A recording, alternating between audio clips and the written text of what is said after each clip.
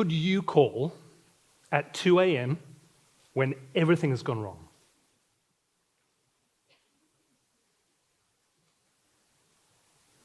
Not 2 p.m. when everything's fine, 2 a.m. when you're at your most vulnerable and they're at their most inconvenienced. In 2008, my wife and I found ourselves sitting in a drab seminar room. We were 8 years into what would become a 10-year journey trying to start a family. And on this day, we gathered with others to find out about adoption. And seeing the hope in all of our eyes that an adopted child would fulfill the deepest longings of our soul to be parents, which of course until this point in time had not happened, our facilitator got serious. She said, yes, being an adoptive parent is going to be great. There's going to be great joy involved, but also it could be difficult. You're going to need a support group around you. And then she asked a question that burrowed under my skin and never left. She said, who could you call at 2 a.m. when everything has gone wrong? And I found myself sitting there with my pen hovering over the workbook because I couldn't think of whose name to write down. What about you? Who's your 2 a.m. friend? You've seen the headlines. Call it a loneliness crisis or a friendship recession. Something is drastically wrong. Look around your workplace, your neighborhood, your train carriage. Every fifth person you see there has no close friends, and every fourth person you see is regularly lonely. Now, if that is you, and there will be some of us here in the room, do not worry, you're not alone for a start. Secondly, we will all be a part of those statistics at some point in time. The problem comes when we stay there. Decades of research now confirm what we intuitively know to be true, that loneliness doesn't just hurt us emotionally. It increases anxiety and depression, it drains us of meaning and happiness, it weakens our heart, it even shortens our lifespan. But here's the good news. Friendship reverses all of this. People with close friends are happier, healthier, and they live longer. Friendship is a superpower and the most overlooked relationship of our time. Decades of research to tell us what we now know to be true. But here's the thing. When I was sitting in that seminar room that day, I didn't really take on the picture of somebody needing friends. I've spent years as a presenter. I don't have any trouble talking to strangers. In general, I've got fairly high social confidence. I wasn't your typical picture of somebody who needs friends. But as I sat in the seminar room that day, I was facing three of the biggest barriers that adults face in their friendships today. First barrier, mobility. Hands up, how many of you are living in a town or city different to where you were born? Keep your hands up if you've moved 2 times since then, 3 times, 4 times, 5 times. We could keep on going on. That was me. I'd recently moved cities, I had friends in other places, but I wasn't keeping in touch with them. Second barrier, busyness. Be honest with me. How many of you have had times in your life where you've been too busy to keep in touch with your friends? Thank you for your honesty. That too was me.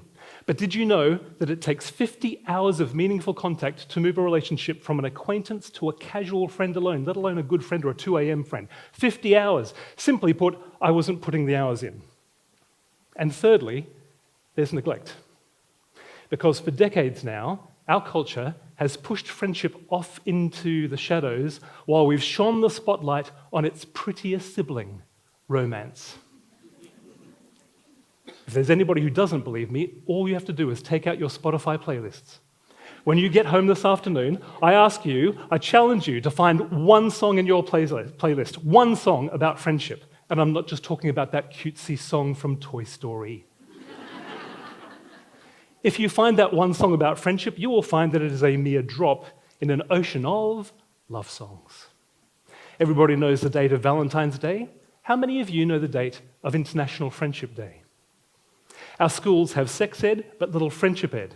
We have books and apps and courses and whole organizations to help us date and marry and raise kids, and I'm grateful for all of those resources, but up until recently, we have had next to nothing to help adults form, deepen, maintain good quality, wonderful, life-giving friendships. And because of this neglect, we don't even know what a friend is anymore. Are my workmates my friends? Is the person I help through my local charity a friend? Is it your barista who knows your order better than your spouse does? Is it your hairdresser who knows all of your family dramas? And even a few you didn't even realize you had? Comedians have tried to step into the breach and kind of provide us with a definition of friendship. Jim Hayes said, "A friend is someone who helps you move house. A best friend is someone who helps you move a body." Or to paraphrase Groucho Marx, a friend is someone who visits you in jail, a good friend is someone who bails you out, and a best friend is someone who turns to you in the cell and says, "That was fun." At Friendship Lab, the organization that I lead, we define a friend as someone you can talk to, depend on, grow with, and enjoy. And all four elements are important. Talk to, about the little things and the large, from football scores and holiday plans to our deepest hopes and fears. Depend on, they're the 2 a.m. friends we can call when everything has gone wrong. Grow with, friends help us rise to meet life's challenges, become the people we're supposed to be. And enjoy. There is little friendship without enjoyment, whether that's just because we laugh together, or you play a great game of squash, or perhaps because you, like me, enjoy moody European films with subtitles. You know, the kind where everybody dies in the end, but they die so meaningfully. Pursuing this kind of friendship does more than just quell our loneliness. According to Oxford University's kind of resident expert in this, Robin Dunbar, friendship is not just a factor, no. Friendship is the factor influencing our health, well-being, and happiness. We need to change the story on this one. We need to build a world of 2 a.m. friends. Instead of a friendship recession, we need a friendship revolution. Want to start one together? A revolution requires a manifesto. And a manifesto requires commitments. Here are 3. The revolution will begin when we treat friendship as a vocation. What if you and I were to treat being a friend as just as important as being a parent, a poet, or a professional? Because it is. Being a friend is a sacred calling.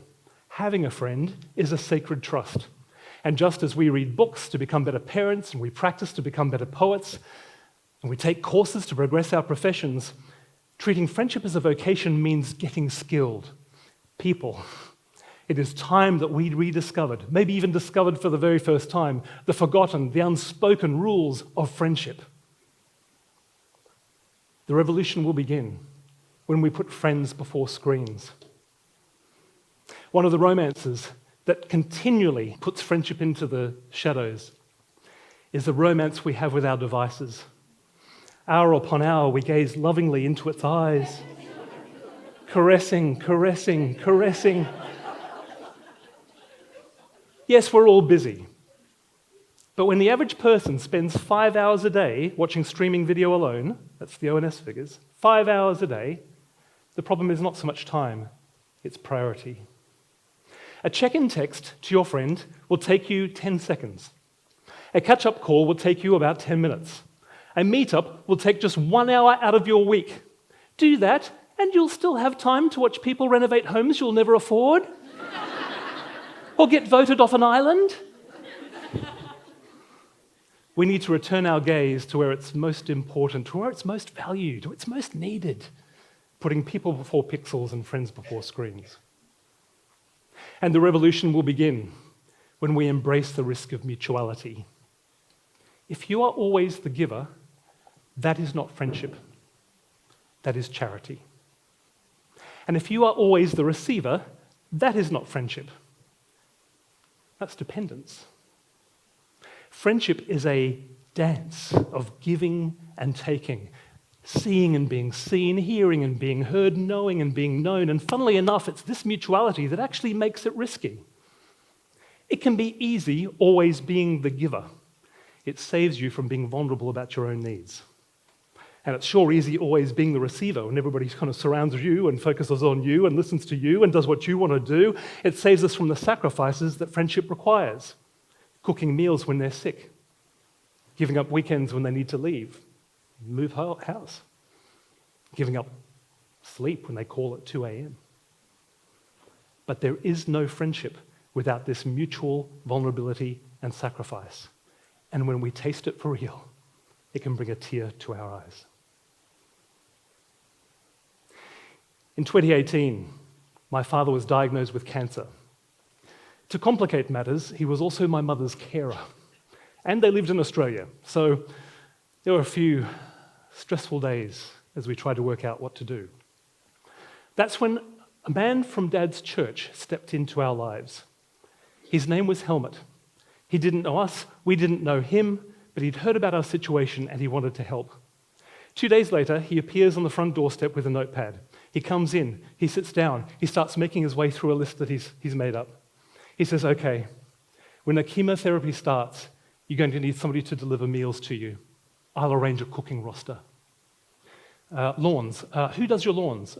Nobody does your lawns? Okay, I'll organize that as well. Bins. What day do your bins go out? Down the list he went, sorting everything. For 2 years, Helmut drove my dad to chemotherapy every Tuesday and Thursday. For 2 years, the fridge was full of meals. The lawns were mown. The bins went out on time. It felt like we'd been visited by an angel. But as beautiful as that was, what Helmut and my parents had in that moment wasn't yet friendship. Instead, it was beautiful, sacrificial, life-changing charity. Let's all be like Helmut. But as time went on, something shifted.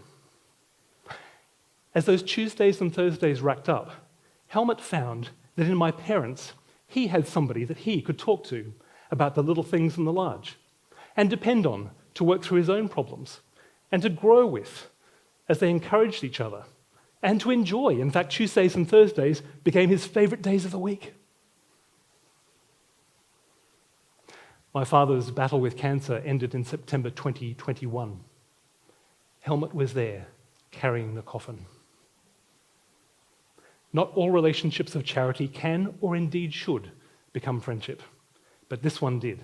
Equal, mutual, and fulfilling. Friendship gives us the change we need in times of stagnation and the continuity we need in times of crisis. I dream of the day when songs about friendship populate our playlists and when International Friendship Day is celebrated as much as Valentine's Day. That day will come when we treat friendship as a vocation, when we put friends before screens, and when we embrace the risk of mutuality. This is how we'll change the story. This is how we'll build a world of 2 a.m. friends. This, my friends, is where the revolution begins. Let's go. Thank you.